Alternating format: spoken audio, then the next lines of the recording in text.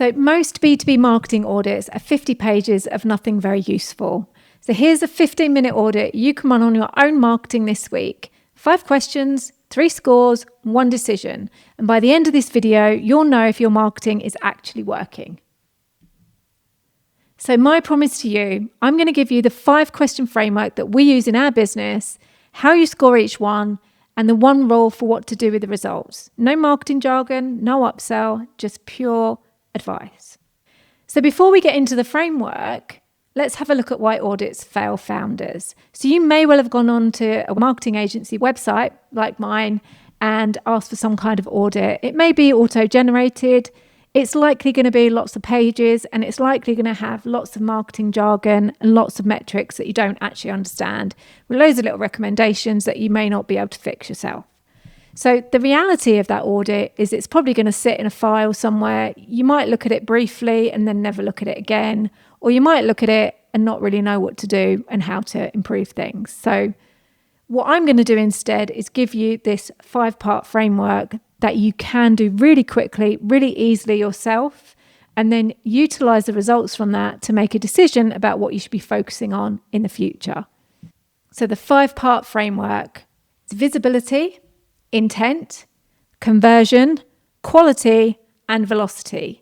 Each one of these, we're going to score them, red, amber, or green, and then we're going to give you a rule at the end of this so that you can make a decision about whether your marketing's working or not and what you should be doing next. So let's get into it. So the first one is visibility. So are the right people finding you?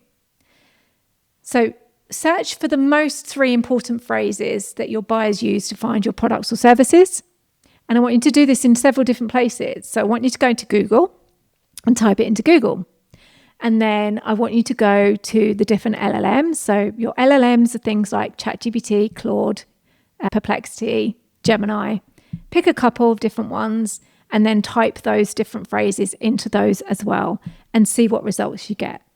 So if you don't come up at all in the LLMs or you're not on page 1 of Google, then give yourself a red.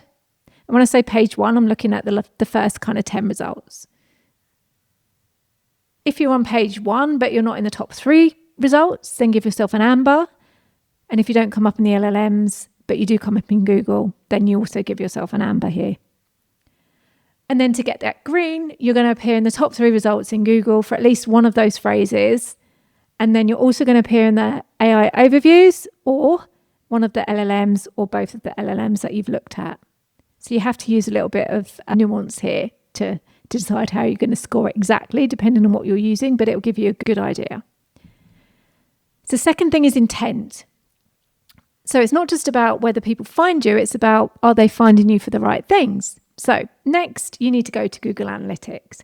Look at your last 30 days of organic traffic and then look at your top landing pages. So ignore your homepage. It will probably be number 1. So ignore that. And I want you to look at the next 5 landing pages.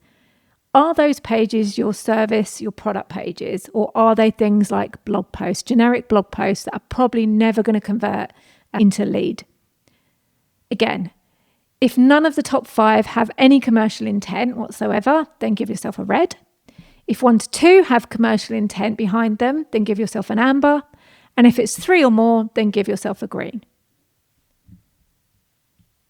Next, we move on to conversion. So we're starting to get into the meaty stuff here. So do people then take the next step? So how many real inquiries do you get every month from your website?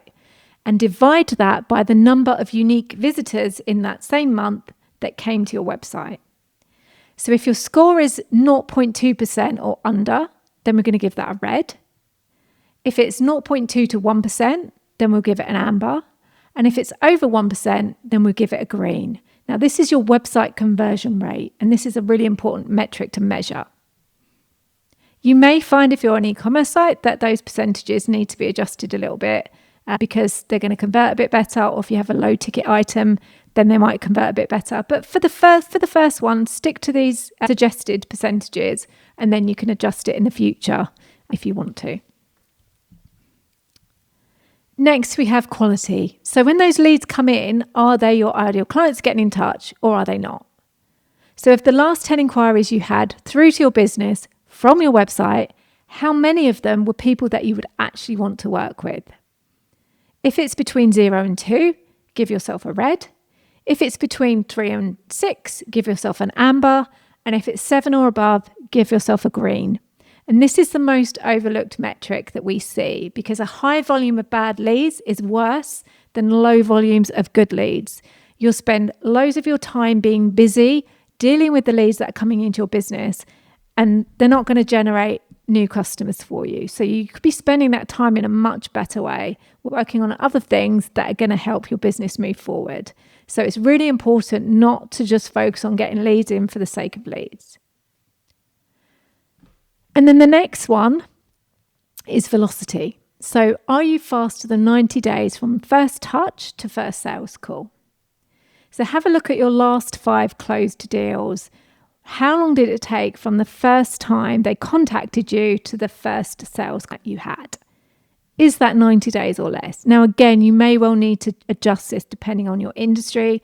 Higher ticket items have a much longer sales cycle, as you'll know. So this is just like a guideline, but you can adjust this again to meet what you already know about your sales in your CRM already, and use those metrics rather than the ones I'm going to give you.